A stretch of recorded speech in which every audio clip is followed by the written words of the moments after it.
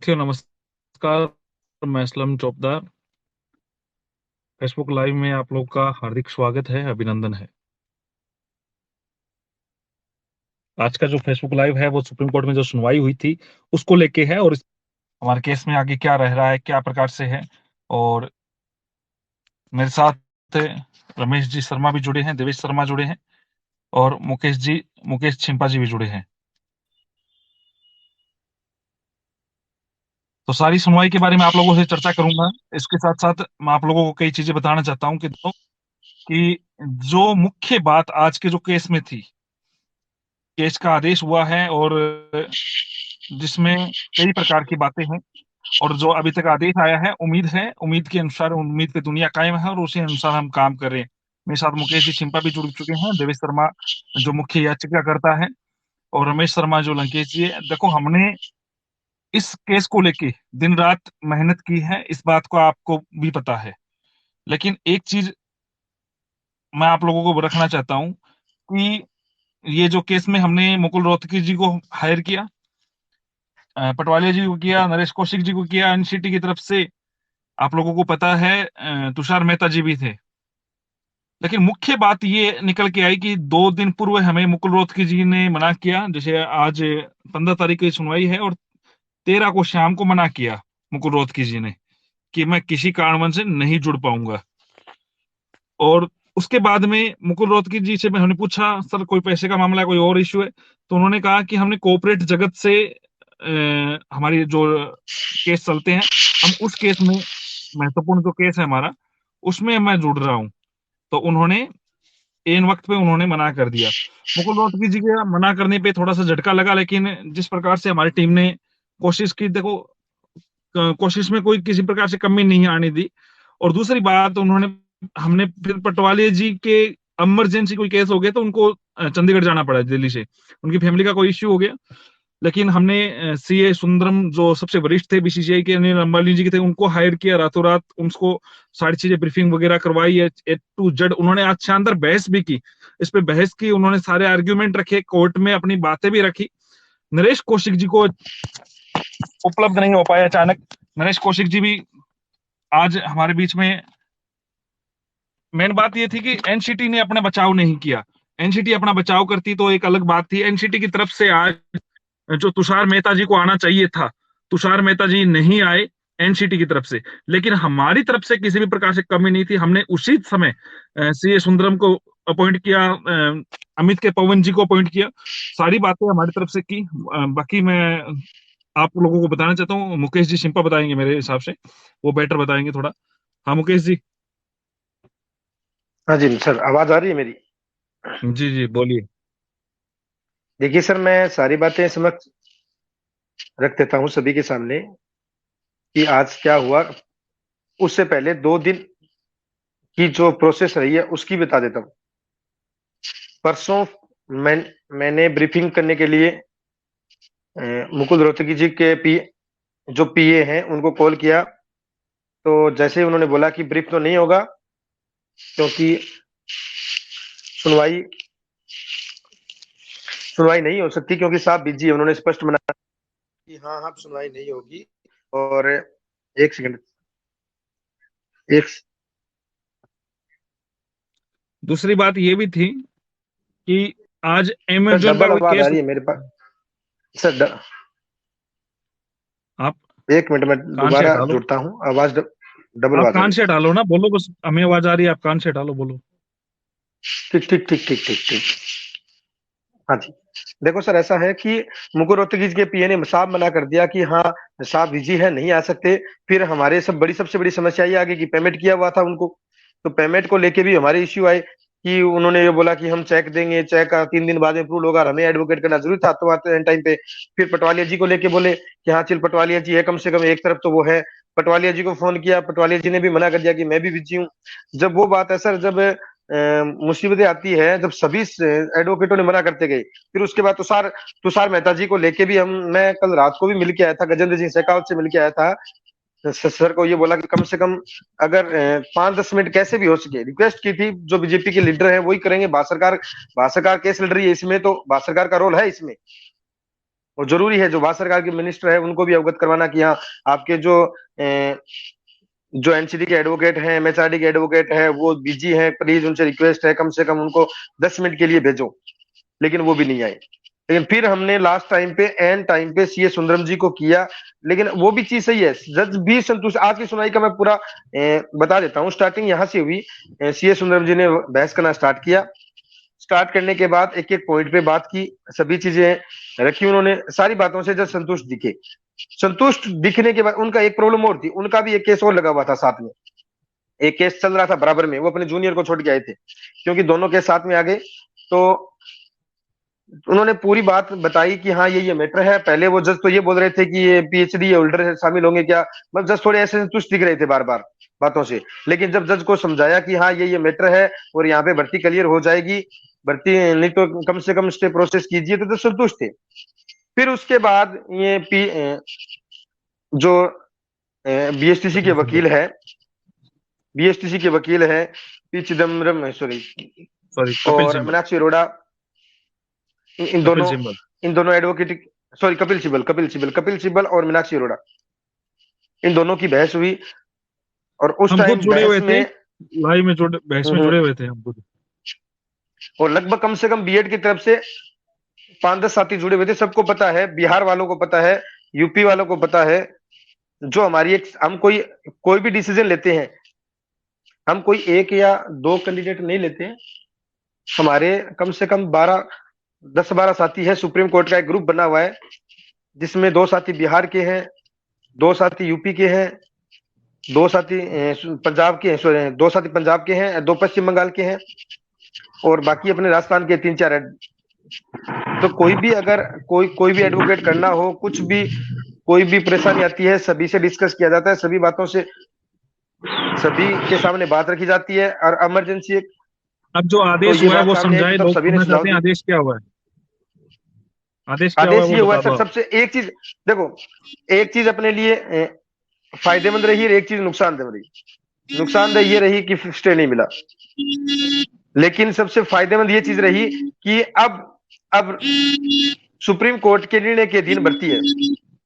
इसका फायदा ये है, अगर हम केस जीतते हैं तो अपने को ज्वाइनिंग मिलेगी, नियुक्ति मिलेगी।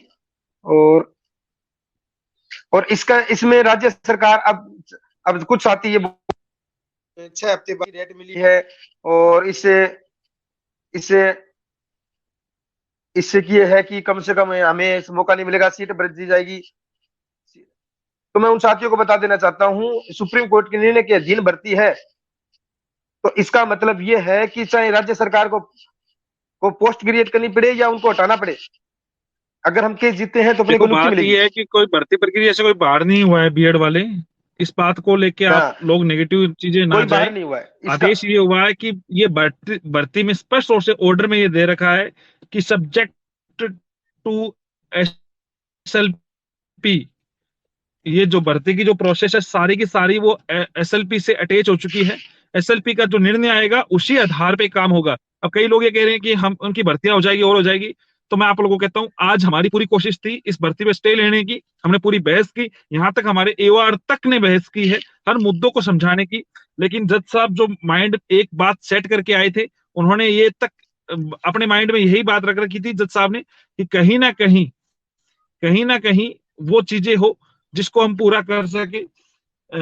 उन्होंने ये कहा कि पीएचडी वाला भी फिर लेवल फर्स्ट में बैठ जाएगा, ऐसे बैठ जाएगा, वो बैठ जाएगा। तो ये चीजें, कई चीजें माइंड सेट थी। और जो आदेश था राजस्थान हाई कोर्ट का, उसमें जिस प्रकार से आदेश था, वो जैसे जज साहब उसको रीड करके आते हैं, उस आधार पे उन्होंने, जज साहब ने आदेश के अनुसार बात समझी। लेकिन बाद में जब हमारे एडवोकेट्स ने जो बहस की, जो पौने घंटे लगभग बहस चली है, उस बात को हमारे एडवोकेट्स ने समझाने की कोशिश की। एक बार एग्री भी दिखे थे, उन्होंने ये कहा था कि ठीक है स्टे का इनका। लेकिन राजस्थान गवर्नमेंट की तरफ से जो कपिल सिब्बल थे, नाटे बीएसटीसी की तरफ से नहीं थे, कपिल सिब्बल राजस्थान गवर्नमेंट की तरफ से थे। और इन्होंने इस बात को स्वीकार भी किया है कोर्ट में, अगर कोई व्यक्ति जुड़ा हुआ था तो उनको पता भी है। और उन्होंने ये कहा कि ये मामला थोड़ा सा, एक बार भर्ती प्रक्रिया का कोई बड़ा नहीं है और टाइम लगेगा भर्ती प्रक्रिया में। तो उन्होंने इस बात को स्टे देने के लिए थोड़ा सा उन्होंने ये कहा चलो कोई बात नहीं, भर्ती पूरी कोर्ट के निर्णय अधीन रहेगी, एसएलपी के अधीन रहेगी। इस प्रकार से बात को हमारी तरफ से एडी चोटी का जोर लगाया था, एवार ने भी, हमारे सुपर सीनियर एडवोकेट ने। तो जहां तक कमियां थी, कई लोगों को ये लगता है कि हाँ कमियां थी या नहीं थी, लेकिन कमियां ये रहती है कि दोस्तों हमारा लक नहीं था, बस बात इतनी है। लेकिन भर्ती में बीएड जीतेगी, बीएड कमजोर नहीं है, हारा नहीं है, बीएड जीतेगी। आज ना तो कल, मैं आपको कह रहा हूं, बीएड का मजबूत पक्ष है, हर मुद्दों पे बहस हुई थी। और सर एक चीज मैं देवेश बीच जी। में कहना हाँ हाँ, चाहूंगा बोलिए बोलिए मुकेश जी। कि अभी तक जो जितने भी साथी हैं, ये एक बात ध्यान ध्यान से सुने कि कि अग, अगर उनको नियुक्ति दे दी जाए, चाहे कुछ भी हो जाए, भर्ती सुप्रीम कोर्ट के निर्णय के अधीन है। इसका मतलब ये है कि अगर हम केस जीतते हैं तो हमारे अपने को साथ नियुक्ति एक बार मिलेगी। जय सिंह जी जुड़े हैं। जय सिंह जी पूरा केस को देख रहे हैं, यूपी से हैं। और स्वागत है जय सिंह जी। राजस्थान के तमाम युवा सुनना चाहता है क्या हुआ कोई केस में और किस प्रकार से आगे की प्रोसेस हो सकती है। आप एक सारी मिनट बातें जरा मैं रखें। लीड जय कनेक्ट सिंह कर। जी यूपी से हैं और हमारे एवार को सारा ब्रीफ वगैरह ये चीजें इनकी है। जी मैं जय सिंह अभी जी। लीड कन। बिल्कुल हेलो। बिल्कुल। बोलिए एक्चुअली बोलिए, आज आवाज आ जैसे रही है ही आपकी। हियरिंग। अच्छा अच्छा। सभी साथियों को नमस्कार। एक्चुअली आज जैसे हियरिंग स्टार्ट हुई, मैं थोड़ा बस में था, मैं ट्रेवल कर रहा था, लेकिन पूरी सुनवाई लगभग मैंने सुनी है। सुनवाई में जैसे जो हमारे वकील साहब आए थे, उन्होंने अपना पक्ष जी मजबूती सुंदरम। से रखा। कुछ, हाँ, कुछ लोगों को ये शिकायत बाद में हो गई थी, मैं देख रहा था कि वकील आए, इतनी देर बहस किए, ये किए वो किए। देखिए, जो भी वकील आता है उसको आप ब्रीफ चाहे 1 घंटा करें, चाहे 2 मिनट करें, चाहे 4 घंटा करें, उसके एक सिनाप्सिस होती है, उसके एक नोट्स होते हैं, उसी के अकॉर्डिंग वो बहस करता है और बहस में मजबूत से मजबूत पॉइंट रखता है। जितना भी वकीलों से हो सकता था उन्होंने अपना पक्ष रखा। रखने के बाद में, उसके बाद में जो है सिंपल जी का सुना गया। लेकिन मतलब जो जज साहब विनीत सरन जी थे, जैसे 69,000 शिक्षक भर्ती में भी विनीत सरन जी थे, तो वहां पे मेन ललित साहब सीनियर थे। तो विनीत सरन बार बार यही क्वेश्चन रेस कर रहे थे, क्या मतलब 1 to 5 को पढ़ाने के लिए पीएचडी एलिजिबल है? This is a matter of state कि किसको रखना है, किसको नहीं रखना है। तो विनीत सरन जी का मतलब जो मेरे को व्यू लगा जज साहब का, वो एक मतलब माइंड मेकअप करके बैठे हुए थे कि हमको मतलब ये देना है या ये करना है। उसके बाद जब सिंबल जी बहस कर रहे थे, सिंबल जी की भी उन्होंने सुनी, और फिर जो हमारी एनसीटी की एओआर थी उनकी भी सुनी। यहाँ पे एक कमजोरी, सबसे बड़ी कमजोरी ये रही, कमजोरी देखिए टीम में नहीं रही। टीम मतलब जो भी राजस्थान की टीम थी, हमसे जो हो सकता था, टीम ने अपना बराबर वर्क किया है। हमसे भी हो सकता था जो भी वो भी मैंने सहयोग किया है। और जो सबसे बड़ी एक कमी ये रही कि जो मतलब रूल मेकिंग अथॉरिटी एनसीटी है, एनसीटी अपने एक एवार के साथ में आती है, वो अपना सीनियर नहीं ला रही है। और कोशिश ये की जा रही थी कि एनसीटी की तरफ से सीनियर आए। अगर एनसीटी की तरफ से सीनियर आता तो हो सकता, क्योंकि रूल मेकिंग अथॉरिटी वो है, वो अपना मतलब गजट बचाती, वो वहां पे मतलब पॉजिटिव पॉइंट होता। लेकिन एनसीटी जो अपना एवार लेके आई, इससे मतलब कहीं ना कहीं लगता है कि मतलब एनसीटी पता नहीं क्या करना चाहती थी या क्या की है, या एनसीटी जो भी है, जो मतलब रहा जैसे बीएड का पक्ष, हर मतलब जो कैंडिडेट्स होते हैं, हर पक्ष ये सोचता है हम बीएड कैंडिडेट हैं, हमारा हित प्रभावित है, वो कोर्ट जा सकता है। जितना भी मतलब यथास्थिति थी, प्रयास किया गया है और अंतिम निर्णय के अधीन भर्ती हुई है, ऐसा कोई जजमेंट आया है अभी मैंने पढ़ा नहीं, लेकिन मेरे को अभी जो कॉल पे पता चला कि अंतिम निर्णय के अधीन ये भर्ती रहेगी। आगे देखते हैं क्या होता है, लेकिन एनसीटी को यहाँ पे बहुत अच्छा पक्ष रखना चाहिए था। रही जैसे असलम भाई हैं, मुकेश हैं, आपके विशिन संघ हैं, देवेश, वो क्या नाम है, हाँ देवेश जी। देवेश हैं, ये लोग भी बराबर लगे हुए थे कि अच्छी से अच्छी ब्रीफिंग की जाए।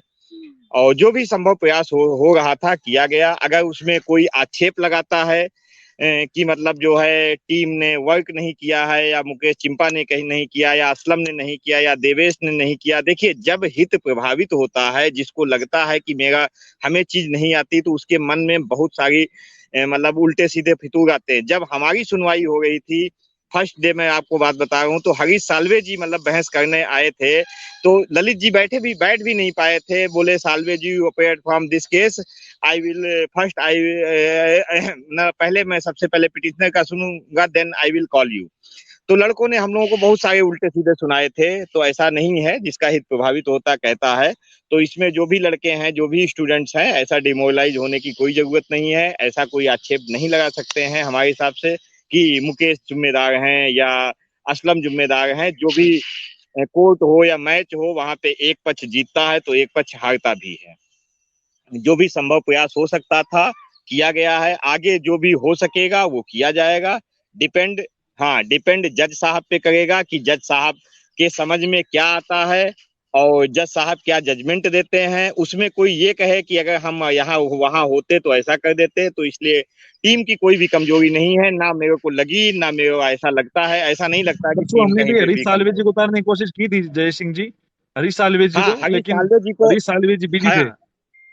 हाँ, हरीश ये तो साल्वे आपको को ही पता है। उतारने की बात हुई थी, मेरे पास बात आई थी, क्योंकि वो अमेजॉन का केस चल रहा है, तो सारे सीनियर वहीं पे बिजी हैं ज्यादातर। वहां पे उनको करोड़ों रुपया पैसा मिलता है, इसलिए हरीश साल्वे जी अपेयर नहीं हो पाए हैं। तो सर एक कुल मिला एक, एक जुला सवाल के आ रहा है। अब कई साथी ये बोल रहे हैं कि मुकुल रोहतगी जी नहीं आए, कि आप लोगों ने किया नहीं, ये नहीं। तो ये थोड़ी आप देखिए कहिए। देखिए मैं एक्चुअली आप चलिए मैं ही बता देता हूँ जो स्टेटमेंट जो है। जैसे मुकुल रोहतगी जी हैं या PS पटवालिया जी, टीम ने मुकुल रोहतगी जी को हायर किया था, लेकिन जो पिछली डेट थी उस डेट के अकॉर्डिंग मुकुल रोहतगी जी हायर हुए थे। आज की डेट में उनके पास पहले ही केस थे, इसलिए मुकुल रोहतगी ने शुरू में ही शायद मना कर दिया था, तो उनका सब्स्टिट्यूट ढूंढा गया था आपकी टीम के द्वारा। और और जो भी वैसे मतलब सीए पिछली सुंदरम भी सुनवाई के शानदार थे। हिसाब से भी जी सीए सुंदरम भी शानदार थे, उन्होंने शानदार बहस की है, ऐसा नहीं है। नहीं, बहुत अच्छी बहस, बहुत अच्छी की थी। और देखो दोस्तों, मजबूरी में हमें ऐसे एडवोकेट्स के 1.5 गुना के रेट मांगे तो भी देना पड़ता है, और वो की है हमने। हर प्रकार से हर प्रकार से कोशिश की है, टॉप से टॉप एडवोकेट को ढूंढने की कोशिश करी है। लेकिन जो अमेजन और बाजार, वो बिग बाजार वाला जो केस था, बड़ा केस था, उस केस में सारे सारे सुपर सीनियर वहां पे व्यस्त थे। उस वजह से ही हरीश साल्वे जी नहीं आ पाए, वरना आपके लिए आज हरीश साल्वे जी भी उपलब्ध होते। लेकिन ऐसा नहीं है देखिए कि। टीम जी जी। टीम जी जी ने बोलिए। कोई भी प्रयास नहीं छोड़ा है कि मतलब टीम ऐसा नहीं कि टीम ने मतलब 3-4 दिन से टीम बराबर लगी हुई थी, बराबर मैं भी लगा हुआ था। आप लोगों में तो सबसे अच्छी बात यह है कि जब हमारा 69,000 का केस चल रहा था उस समय तो सब ऑनलाइन होता था, हम लोग तो लखनऊ से बैठ के करते थे। तो और सबसे अच्छी बात तो ये है, इस समय जो है सारी टीम जो है आपकी आधी ज्यादा टीम दिल्ली पड़ी हुई थी। अगर कोई ये कहता है कि राजस्थान टीम ने वर्क नहीं किया है तो ये गलत बात है। घर से बाहर निकलिए, फिर देखिए कितना बर्डन झेलना पड़ता है। हम्म तो ऐसा कुछ नहीं है, टीम बराबर वर्क कर रही है। देखिए अब फिर जज का व्यू है, जज क्या व्यू बना के आया है, जज के व्यू के आगे किसी की नहीं चलती है। एक लिख रखा है, सुप्रीम कोर्ट के अधीन को अच्छे से समझाइए। यानी सुप्रीम कोर्ट के अधीन का मतलब है पूरी भर्ती सुप्रीम कोर्ट के निर्णय के अधीन होगी। अगर सुप्रीम हम्म कोर्ट का जो आदेश अगर बीएड के हद में आ गया, तो अगर कोई बीएसटीसी की तो नियुक्तियां भी बिल्कुल होती है तो वो भी हट जाएगी। व्यू भी हट जाएगी। जी जी। देखो सर, इसमें एक क्लियर मैं करता हूं, क्लियर चीज क्या वीडियो ऑन है करो कि मुकेश जी। अगर अगर हम जीतते हैं इस केस में, सुप्रीम कोर्ट के निर्णय के अधीन का मतलब है कि सरकार ये नहीं बोल सकती कि हमने सीट भर दी और आगे वाली भर्ती में लागू करेंगे। इसी भर्ती में उनको चाहे बिल्कुल। पोस्ट क्रिएट करनी पड़े या फिर उनको हटाना पड़े उनको, तो उनको नियुक्ति मिलेगी। अगर पोस्ट क्रिएट करते हैं तो बीएड वालों को ज्यादा फायदा होगा, क्योंकि मेरिट नीचे आएगी, क्योंकि जो मेरिट बीएसटीसी की रही है वही मेरिट बीएड वालों की रही है। उससे नीचे रहेगी फिर। सही बात है। इससे रिगार्डिंग एक जी। मैटर बता देते हैं। हमारे यूपी में 69,000 शिक्षक भर्ती चल रही, जिसमें आरक्षण में कुछ गड़बड़ी हुई। पूरी की पूरी 69,000 भर्ती में 68,000 लगभग सीट कंप्लीट हो गई। उसके बाद भी सरकार ने 6800 की लिस्ट अलग से जारी की है। उसमें लगभग नहीं 5400 सर, ओबीसी है और बचे वो हुए था एससी उसका। कैंडिडेट। सर 2012 में भी और हुआ ऐसा, हाँ, क्रिएट हुई है सीटें उसमें यहाँ पे। उसमें सिंगल बेंच में हियरिंग हुई थी, मैंने ही वकील को ब्रीफ किया था। उसमें सुपर प्रथम श्रेणी न्यूमेरिक पद व्याख्याता क्रिएट करने की बात। भर्ती परीक्षा राजस्थान में भी हुआ है 2015 वाले में, हाँ हाँ, 5% सुपर अलग से न्यूमेरिक सीटें दी पद है। क्रिएट करने की बात कही थी। उसमें बाद में एजी साहब राजी नहीं हुए कि यहाँ पे चुनाव चल रहा था। आज भी उसको जो है डबल बेंच में सिंगल बेंच के आर्डर को चैलेंज किया गया था कि सिंगल बेंच का आर्डर क्वेश किया जाए। आज डबल बेंच में सुनवाई हुई थी, वहां पे कोई दूसरे वकील साहब सुनवाई कर रहे थे। क्योंकि मैं बाहर था इसलिए मेरे को ज्यादा जानकारी नहीं। ये इतना सुना है कि मतलब बहुत अच्छी सुनवाई है। जज भी इसी मूड में थे कि जब इन बच्चों का हित मांगा गया है तो इनको अलग से पद क्रिएट करके पद दिए जाएं। ऐसा कुछ हुआ है डबल बेंच में, ऐसा हुआ है। आर्डर क्या आता है तब देखेंगे, लेकिन मैं उस सुनवाई में था नहीं, मैं किसी से बात नहीं कर पाया। जी जी, इसलिए राजस्थान में भी एक चीज हुआ और है, है। 2012 की भर्ती में हुआ है, और 2015 फर्स्ट ग्रेड की व्याख्याता की भर्ती में हुआ है। उनमें अलग से पद सर्जित पोस्ट किए, क्रिएट शेडो हुए सर, पोस्ट बोलते राजस्थान हैं में भी उनको हुआ है, राजस्थान में। हाँ। हाँ, कोर्ट ऑर्डर आने के बिहार बाद। में बिहार में कोई एसआई की भर्ती है, वहां पे भी पद क्रिएट हुए हैं। ज्यादा पद भर गए थे, 1600 पद थे लगभग। 1400 या 1600 थे, 3500 या 3600 भरे गए हैं। जी जी हम्म तो ऐसा नहीं है, मतलब टीम आपकी लगी हुई। फिलहाल जो हो सकता था उसने किया गया, वो उतना किया गया है। बाकी देखा जाए, प्रयास किया जाएगा। और जी सर जी, एक चीज और है, बिल्कुल बिल्कुल। इनको ये ये भी अगला। समझाइए कि हाँ भी, कि जो भी डिसीजन होता था, जो भी हम चाहे एडवोकेट करना हो, चाहे और कुछ करना हो, वो सारी चीजें कम से कम हम अपने 15 बंदों का ग्रुप है, सभी से पूछ के किया गया। चाहे उसमें बिहार वाले साथी हो, चाहे आप हो, चाहे पंजाब हो, चाहे पंजाब के साथी हो, चाहे चाहे पश्चिम बंगाल से, चाहे राजस्थान के हो, 4-5 लड़के, कम से कम 15 जनों का ग्रुप है। जो भी चीज हुई है सभी से डिस्कस करके किया, चाहे एक कोई व्हाट्सएप एडवोकेट ग्रुप उतारना है। हो। उसमें मैंने टोटल नहीं देखे कितने हैं, लेकिन 12 14 15 लोग जो भी हैं वहां पे, ये लोग बराबर अपनी बात रखते थे। सीनियर के लिए पूरी डिस्कस होता था। और जब भी सीनियर ब्रीफ किया जाता था तो हमें लगता, आज भी मुकेश जी जुड़े थे शायद। मैं तो नहीं जुड़ पाया था, नहीं लेकिन सर, आज भी। आज आज फिजिकल ब्रीफिंग हुई थी। अच्छा, आज फिजिकल ब्रीफिंग हुई थी। जब भी इससे पहले ब्रीफिंग हुई तो मुकेश जी जुड़े रहते थे। मैं भी जुड़ा हूँ, और इसमें कोई वो कमी नहीं थी इस बार। और 2 3 दिन से प्रयासरत थे, लेकिन अब मतलब अगर यहीं पे भर्ती पे स्टे मिल जाता तो बात दूसरी थी। पूरा प्रयास किया गया भर्ती पे स्टे लिया जाए, लेकिन फिलहाल जज जो है गाइड नहीं हो पाए। तो इसके लिए क्या प्रयास हो सकता, देखा बाकी जाएगा एक चीज भविष्य। मैं बोल सकता हूँ, निराश होने की कहीं आवश्यकता नहीं है सभी साथियों को, क्योंकि एक चीज अपने पॉजिटिव हुई है कि राज्य सरकार भी ये नहीं बोल सकती कि बिल्कुल बिल्कुल। हमने पोस्ट भर दी, रे आगे वाली भर्ती में मौका देंगे केस जीतने के बाद। उनको इसी भर्ती में शामिल करना अच्छा, पोस्ट क्रिएट करनी पड़े, बिल्कुल केस चल रहा है, कई या कमेंट आ उनको। रहे हैं कि केस में कोई दिक्कत है क्या? कोई केस में दिक्कत नहीं है, केस एकदम नो डाउट चल रहा है। शुक्रिया यादव जी, आप अगली जुड़े, चीज, सारी बातें रखिए राजस्थान के युवाओं को, क्योंकि इस भर्ती को सबसे करीब से आप जानते हैं, और वो आप बखूबी से रख सकते हैं। यूपी से जय सिंह जी यादव हमारे साथ जुड़े थे, और अभी कुछ और साथी भी हमारे, देवेश जी हैं धौलपुर वाले, आप मुख्य याचिकाकर्ता, दिन रात एक कर रखी है, वो भी जुड़े हुए हैं, और मुकेश जी छिंपा है ही। दोस्तों बात यह है कि कई प्रकार की बातें हैं, कई प्रकार के लोग आप लोगों के सामने बातें भी रखेंगे, आपकी बातों को गुमराह करने की भी कोशिश करेंगे, लेकिन बात यह है कि हमारी तरफ से, हमारी टीम की तरफ से पूरी कोशिश है, और आगे भी रहेगी। देवेश अगर जुड़ रहे हैं तो देवेश को सुनना चाहेंगे, मुकेश जी।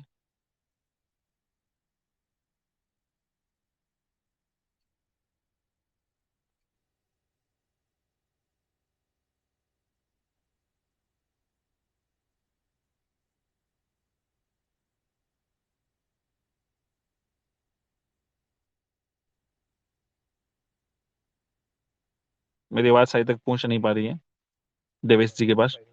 चलो कोई बात नहीं, देखो दोस्तों जितने भी आप जुड़े हैं, अगर देवेश जी वापिस जुड़ते हैं तो मैं आप लोगों के बीच में बात रखूंगा। थोड़ा सा हाँ लक का काम होता है, मनोज पारिक भाई ने लिखा है कि किस्मत खराब है, किस्मत भी एक दिन समझेगी, और मैं मानता हूं कि हमारी जीत होगी, देर से ही हमें न्याय मिलेगा।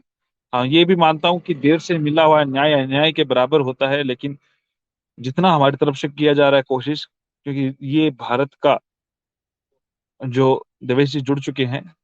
देवेश जी, देवेश देवेश नहीं जुड़ पाए शायद, मुकेश जी जुड़े। ये भारत का न्यायपालिका है और न्याय पे हमें भरोसा है, न्यायपालिका पे, और देर सवेर हमें जरूर न्याय देगा। आगे क्या होगा, आगे हम जल्द हियरिंग के लिए पूरी कोशिश करेंगे और जल्द से जल्द इसकी हियरिंग करवा के इस मामले को बखूबी से अपने जज साहब के सामने। देवेश जी, आपको आवाज आ रही है मेरी? आ रही है असलम जी, आ रही है। हम स्पीकर कैमरा ऑन करो और बात रखे, जी राजस्थान का असलम जी। युवा सुनना चाहिए। बदलिए, म्यूट हो रहा है, म्यूट म्यूट हटाइए। आप माइक ऑन करो पहले। जब असलम जी, जो संघर्ष करता है उसी को पता रहता है कि संघर्ष क्या होता है, कैसे काम किया जाता है। हमें पता है, मैं पिछले 15 दिन से यहीं दिल्ली में हूँ। कैसे रात के टाइम जाना, शाम को बस 8 बज रहे हैं, उनके पास जाना, किसी को फाइल देना, क्या हो रहा है, क्या चल रहा है, सारी पूरी मेंटेनेंस कैसे होता है केस का। तो सबसे बड़ी है कि टीम लीडर भी होना जरूरी है। वो असलम जी ने, मुकेश जी ने बाखूबी निभाया और साथियों ने सबने सहयोग भी बहुत अच्छा दिया। सभी राजस्थान के बीएड धारियों ने अभी अपनी आशा ना तोड़ें। अभी केस सुप्रीम कोर्ट के अंतिम निर्णय के अधीन है और जो भी फैसला होगा वो आगे सरकार को, चाहे वो जगह नई क्रिएट करनी पड़े और शामिल करना पड़े, वो सरकार को करना पड़ेगा। आप चिंता ना करें, अपने पक्ष में फैसला ही है जहां तक है। और वो समय की हो रही थी कुछ मजबूरियां के, तुषार मेहता साहब उपस्थित नहीं हो पाए, ना ऐश्वर्या भाटी मैम उपस्थित हो पाई थी। तो जल्दी अगली हियरिंग तक, जब तक ये केस तो दोस्तों समाप्त हो थोड़ा सा जाएंगे, बेड तो लग, बेड लग आया। जी जी बोलिए। हाँ, कंपनियों के केस चल रहे हैं। जहां तक है, एक भी सुपर सीनियर हमने छोड़ा नहीं था।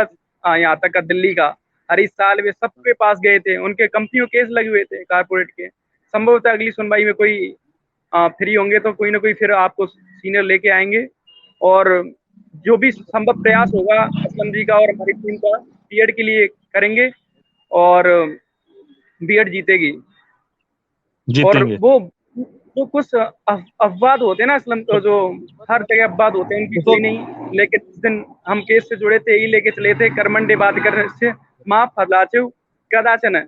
हमने कल की इच्छा नहीं की थी, कर्म किया था बीएड के लिए और आज भी करेंगे, कल भी बीएड के लिए लड़ेंगे और संभवतः बीएड जीतेगी। जो तथ्य हैं उनके साथ। बिल्कुल बिल्कुल। और पंडित और अजीत हैं। एक बार जो टीम पे उंगली उठाते हैं उन लोगों की मैं कहना चाहूंगा, जो मुकेश जी का एक बार फोन उठा के देखें तो वैसे ही मेंटल हो जाएगा। इतने फोन आते हैं, इतने मुकेश मैनेजमेंट। जी ने बहुत मेहनत की दोस्तों। मुकेश जी ने इतने फोन उठाए आप लोगों के, पूरे राजस्थान के एक एक व्यक्ति को जानकारी दी केस के बारे में। हमने एक एक एक एक नेताओं के पास गए, इस मैटर को रखा, समझाया यहाँ पे राजस्थान सरकार क्या कर रही है, किस प्रकार से केंद्र की सरकार कर रही है, किस प्रकार केंद्र इस पे प्रभावित हो रहा है और कहाँ कहाँ पे बातें आई, वो सारी चीजें रखी। इस चीज में लाइव में मैं नहीं बताना चाहता था, लेकिन बताने के मजबूर हो रहा हूँ कि देवेश शर्मा 15 दिनों से दिल्ली में पड़ा है किसी दोस्त के यहाँ पे। 4 दिन उसके रूम पे गया, फिर उसने फोन उठाना बंद कर दिया। कई बार तो ऐसी भी हुई है कि रात को 9-10 बजे जब एडवोकेट के चैम्बर से देवेश निकलता है, उसके बाद में उसको हमारे जो साथी, जो बीएड धारी है, जो पिटिशनर है, जिनको हमने फ्री में पिटिशनर बनाया, ऐसे भी लोग हैं। मेरे साथी है एक दोस्त जो ये कह रहा था कि दिल्ली में आ जाना असलम भाई, वहां पे तुम्हें रहने की, खाने पीने की व्यवस्था नहीं। लेकिन 2 दिन बाद में वो भी एक गया, क्योंकि हमारे पूरे दिन रात रात को वो उसको पढ़ना होता था और हमें केस पे वर्क करना होता था। तो वो बंदे ने ये कह दिया कि मैं तो यार गांव आ गया, चाबी मेरी साथ आ गई, मैं रूम नहीं दे सकता। बहुत सारी चीजें इस प्रकार की बातें होती है, जब आप घर से बाहर निकलोगे तब पता चलेगा। और अभी तो गर्मी आनी स्टार्ट हुई है ना, सर्दियों के टाइम में असलम जब जी। रात्रि के टाइम में आप इस चीजों को फेस करोगे तो बहुत बड़ी बात होती है। और मुकेश जी, एक और बड़ी बात, जब आप लोगों को ये कहते हैं कि 20 किलोमीटर दूर मुकुल रोहतगी जी को ये फाइल दे के आओ, उसको एडिशनल डॉक्यूमेंट दे के आओ, लेके भागता है। वहां पे डॉक्यूमेंट उसको सेंड नहीं करना, लेके जाना पड़ता है। वो उसको पहुंचाओ, ये पकड़ाओ, वो करो। लेकिन लोगों को तो सिर्फ सवाल उठाना आता है, क्योंकि उन लोगों को सिर्फ अपनी बातों पे यकीन नहीं है, क्योंकि वो खुद कुछ नहीं कर सकते, गलत लिख सकते हैं। एक एक दो बंदे। सर जी जी। बीच में एक बात कहना चाहूंगा। जो हम्म। साथी सवाल उठा रहे हैं उनको मैं एक जवाब दूंगा कि देखो सर, अगर आपको सवाल उठाना है ना तो सरकार के खिलाफ उठाइए, क्योंकि अभी तक जो भर्ती है सुप्रीम कोर्ट के निर्णय के दिन है। इससे अच्छा जाके अपन एक धरना करें मचा दो बढ़िया सा, हंगामा। सारे आ जाओ वहां पे। सरकार को सवाल बोले तो सरकार कि के हाँ, खिलाफ जब तक निर्णय नहीं आता नियुक्ति ना करें इनकी, सरकार के खिलाफ उठ रहा है कि सरकार ने कोई इन नहीं बीएड आएगा। धारियों को उनके खुद के पंचायती राज एक्ट 1996 संशोधन 2010 के 266 एक में लिखा हुआ था कि हम एनसीटी के योग्यता एनसीटी के नियम से मानेंगे। उन बीएड धारियों के लिए राजस्थान ने जब मना नहीं किया, जब बीएड जी असलम जी की टीम ने बीएड को फॉर्म भरवाए थे, आज भी वो टीम लड़ी हुई है। तो सरकार से सवाल उठाइए, गहलोत सरकार के मंत्रियों विधायक से सबसे जवाब मांगिए कि तुमने खुद के रूल से बीएड को शामिल क्यों नहीं किया था उस टाइम। नहीं जवाब की जरूरत नहीं सर, मैं क्या बोल रहा हूँ, एमएलए अभी उनसे जवाब मांगिए। अगर बीएड वाले सारे मिलके एक बढ़िया धरना करें तो इससे क्या होगा कि सरकार उनकी नियुक्ति रोक सकती है कुछ दिन, जब तक बीएड का फैसला ना जाए। अगर लड़के साथी तैयार है तो मैं तैयार हूं आगे। आप लोग हिम्मत करें, सवाल उठाना तो अपने हक के लिए उठाए, साथ आए, लड़े, क्योंकि जो लड़ेगा वो जीत